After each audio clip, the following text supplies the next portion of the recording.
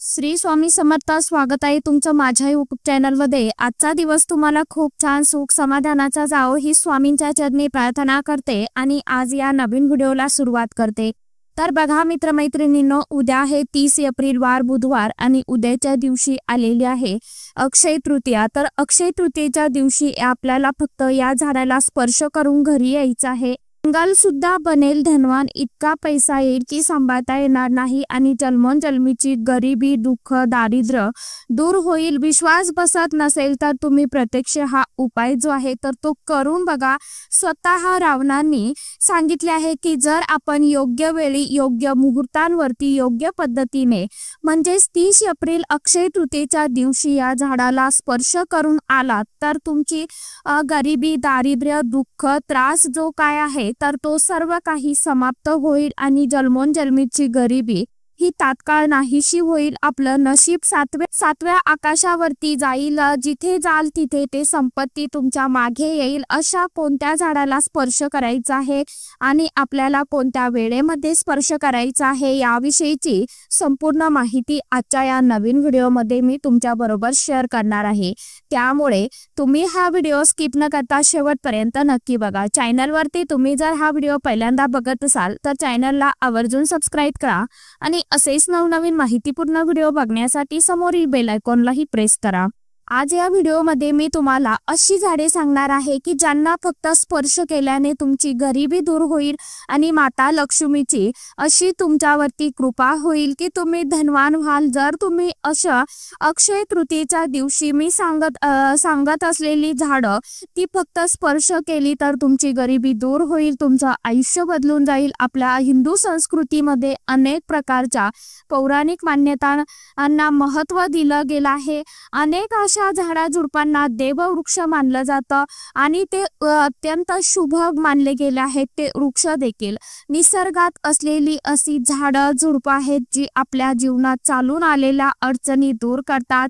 विशेष गोष्ट अशी की झाडाझुडपांची केवळ लोक पूजा करत नाहीत तर औषध म्हणून देखील त्याचा उपयोग करत असतात। ही अनेक प्रकारच्या आजारांवरती उपचार करतात आणि वेद पुराणामध्ये सुद्धा अनेक प्रकारच्या झाडाझुडपांचा उल्लेख केला गेला आहे। आपल्या हिंदू धर्मात देवी माता रानीचे अनेक स्वरूप सांगितले गेले आहे, ज्यामध्ये वृक्षांना देखील देवीचं रूप म्हटलं गेलं आहे। तर आज मी तुम्हाला अशा वृक्षांबद्दल सांगणार आहे की ज्यांना 30 एप्रिल अक्षय तृतीयेच्या दिवशी स्पर्श करणं अत्यंत शुभकारक मानलं गेलं आहे। अक्षय तृतीयेच्या दिवशी या झाडांना स्पर्श केल्यामुळे शत्रुदोष इडापिडा गरिबी कर्जदोष जे आहेत तर ते सगळं काही समाप्त होतं। कारण हिंदू पंचांगानुसार अक्षय तृतीयेचा सण हा वैशाख महिन्याच्या शुक्ल पक्षातील तृतीया तिथीला साजरा केला जातो आणि यावर्षी अक्षय तृतीया ही 30 एप्रिल 2025 वार बुधवार या दिवशी साजरी केली जाणार आहे। पंचांगानुसार वैशाख महिन्याच्या शुक्ल पक्षातील तृतीया तिथी 29 एप्रिल मंगळवारी संध्याकाळी 5:31 सुरू होईल आणि 30 एप्रिल बुधवारच्या दिवशी दुपारी 2:12 समाप्त होईल। कारण हिंदू धर्मात उदय तिथीचे महत्त्व आहे, त्यामुळे अक्षय तृतीयेची पूजा आणि शुभ कार्य जी काही आहे तर ती आपल्याला 30 एप्रिललाच करायची आहे। अक्षय तृतीयेचं धार्मिक महत्त्व खूप खास मानलं जातं। अशी मान्यता आहे की या दिवशी भगवान विष्णूंच्या परशुराम अवताराचा जन्म झाला होता। अक्षय तृतीयेच्या दिवशी युधिष्ठिराला श्रीकृष्णांनी अक्षय पात्र दिलं होतं, ज्यामध्ये कधीही अन्न संपत नव्हते आणि याच पात्रातून युधिष्ठिर गरजू लोकांना भोजन करायचे, म्हणूनच अक्षय लोकांना भोजन करायचे म्हणून अक्षय तृतीयेच्या दिवशी दान पुण्य करण्याचेही विशेष महत्त्व मानले जाते। अक्षय तृतीयेच्या दिवशी त्रेतायुगाची ही सुरुवात झाली होती। याच शुभ दिवशी गंगेचे पृथ्वीवरती आगमन झाले होते। इतक्या विशेषतामुळे अक्षय तृतीयेच्या दिवशी वर्षातील सर्वात मोठा शुभ मुहूर्त मानला जातो। त्यामुळे या दिवशी मी सांगितलेल्या या वृक्षाला नक्की स्पर्श करून या अक्षय तृतीयेच्या पावन सनातन असे काही वृक्ष आहेत जे देववृक्ष मानले जातात। देवी वृक्ष म्हटले जाते। हे देवीचे स्वरूप असतात आणि माता कालीचे स्वरूप असतात आणि आपल्या धर्मात झाडाझुडपांना देवी देवतांना मानून त्याची पूजा आपण मनोभावे करत असतो आणि आपल्याला पूजा नक्कीच करायची आहे. हवी सायन्स देखील म्हणतं की झाडे झुडपे माणसांना फुकट प्राणवायू पुरवत असतात आणि झाडझुडपं आपल्याला ऑक्सिजन देतात आणि आपल्याकडील कार्बन डायऑक्साईड ग्रहण करून सर्व प्रकारच्या नकारात्मक गोष्टी त्या स्वतःमध्ये शोषून घेतात आणि आपल्याला तेज प्रदान करत असतात. झाडझुडपं स्वतः तीव्र उष्णता तापतात पण माणसांना शीतल सावली देतात आणि नवीन कार्याच्या वेळी अशी काही झाडझुडपं आपल्या धर्मशास्त्रात सांगितली गेली आहे की ज्यांना स्पर्श केल्याने व्यक्तीचं बंद नशीब उघडतं, व्यक्तींचा सौभाग्य चमकू लागतं. आपल्या शास्त्रामध्ये झाडाझुडपांना अनंत गुणकारी म्हटलं गेलं आहे कारण त्यामध्ये साक्षात देवी देवता निवास करत असतात. अनेक आजारांवरचा उपचार झाडांझुडपांमध्ये दडलेला आहे. झाडांझुडपांमध्ये अनेक औषधी वनस्पती गुणधर्म आढळतात. भगवान श्रीकृष्णाने गीतेमध्ये स्वतः सांगितले आहे की वृक्षामध्ये मी पिंपळाचं झाड आहे आणि पिंपळाच्या झाडाला वृक्षाचा राजा म्हटलं जातं कारण पिंपळ वृक्षाचं आयुष्य हे सर्वाधिक असतं. सर्वात जास्त पिंपळ वृक्ष सर्व शक्तिशाली असतो. पूजा पाठामध्ये याचा विशेष महत्व आहे. आज मी तुम्हाला अक्षय तृतीयेमध्ये स्पर्श करायच्या वृक्षाबद्दल सांगत आहे. त्यामुळे कमेंट बॉक्समध्ये ओम नमो भगवते वासुदेवाय नमः किंवा जय माता लक्ष्मी या मंत्रात हा मंत्र आवर्जून लिहा. आपल्या धर्मशास्त्रामध्ये अनेक असे वृक्ष आहेत जे कल्याणकारी असतात, मंगलकारी असतात आणि जर का या वृक्षाला तुम्ही स्पर्श केला तुमच्या सर्व प्रकारच्या अडचणी, सर्व दुःखे, कष्ट समाप्त होतात. याचा प्रभाव अनेक लाख पटीने जास्त असतो कारण यावेळी जे अचेतन असतं ते देखील चेतनायुक्त होतं. म्हणजेच यावेळी शक्ती आपल्या पृथ्वी लोकात उतरते आणि म्हणून जितकी झाडझुडपं आहेत, जीवजंतू आहेत, जंगल, सर्व प्रकारच्या गोष्टी या सगळ्यांमध्ये प्राण येतो, सर्वांमध्ये शक्ती निहित होते, जागृत होते. त्यामुळे यावेळी कोणतीही व्यक्ती झाडाजवळ जाऊन स्पर्श करतो. विशेष देवी स्वरूप झाड आहे. तुम्ही जर त्यांना स्पर्श करता तर तुमच्या जीवनातील अडचणी, दुःख, वेदना, कष्ट, आजार, व्याधी, भांडण, जीवनातील मोठ्या समस्या ज्या आहेत तर त्या समाप्त होतात. कालसर्प दोष, मंगळ दोष, शनी दोष, राहू दोष लगेचच आपला प्रभाव दाखवतात आणि सर्व दोष नाहीसे होतात. तर पहिला वृक्ष आहे तो म्हणजे बेलाचं झाड.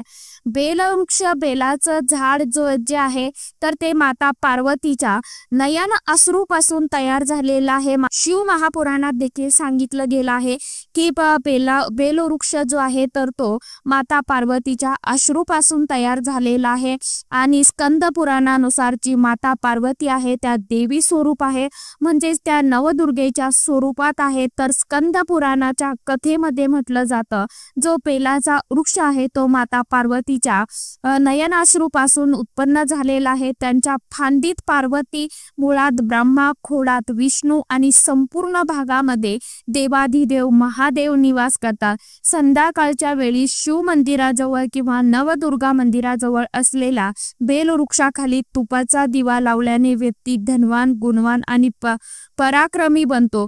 व्यक्तीच्या सर्व प्रकारच्या मनोकामना देखील पूर्ण होतात. तसेच या झाडाला स्पर्श करून आपली इच्छा देखील तुम्हाला व्यक्त करायची आहे. यानंतर दुसरं झाड जे आहे ते म्हणजे शमीचं झाड.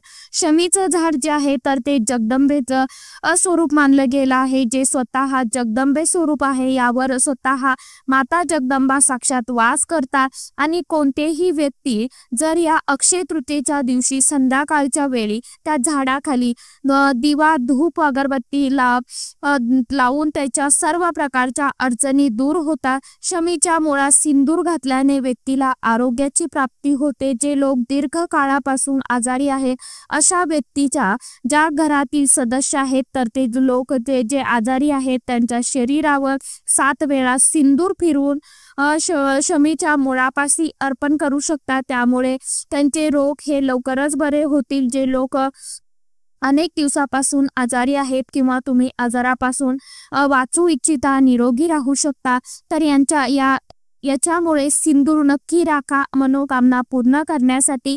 मी एक मंत्र सांगत आहे, हा मंत्र तुम्ही बोलताना शमीच्या झाडाला स्पर्श करायचा आहे। तुम्ही लगेच याचा परिणाम बघू शकता।